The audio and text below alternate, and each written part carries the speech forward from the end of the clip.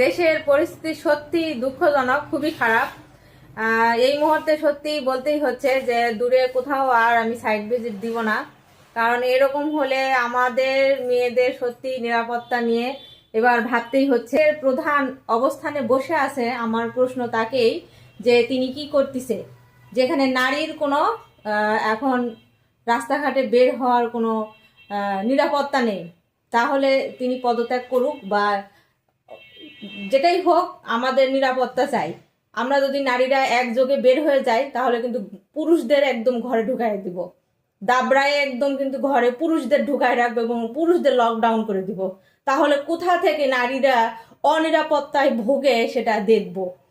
তো ঠিক আছে, তো আসলে এটা বিষয় খুবই দুঃখজনক একটা বিষয়। যখন পুরুষদের সাথে নারীরা পারে না, তখন কিন্তু নারীরা যদি একবার মা চণ্ডীর রূপ নেয়, বলতেই হচ্ছে কথাটা, মা চণ্ডীর রূপ যদি একবার নারীরা নিয়ে নেয় তাহলে নারীরা কিন্তু খুব ভয়াবহ রূপ নিয়ে নেয়। তো বলতেই হচ্ছে, তো আপনারা সবাই যারা এই ধরনের কাজ করতেছেন তারা কিন্তু আপনারা নিজেরাও পুরুষ। কারো কারো একটা নারীর পেট থেকে আপনারা জন্মগ্রহণ করছেন, তো অবশ্যই নারীদের সম্মান দিবেন। নারীরা মা জাতি, মা জাতিকে আপনারা কখনোই অমর্যাদা করবেন না, অসম্মানিত করবেন না অন্যের সামনে।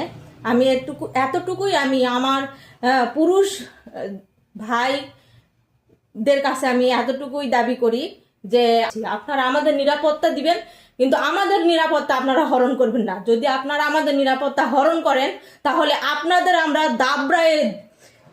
দাবড়ায়ে ধরে একদম ঘরে ঢুকায়ে দিয়ে আপনাদের কিন্তু লকডাউন দিয়ে দিব। দেশে যদি আমাদের আবার পথে নামতে হয় তাহলে কিন্তু অবস্থা আপনাদের খারাপ হবে। তো আমি যেহেতু একটা মেয়ে মানুষ, আমাকে কিন্তু সব জায়গায়, বাংলাদেশের সব জায়গায় কিন্তু আমাকে জার্নি করতে হয়।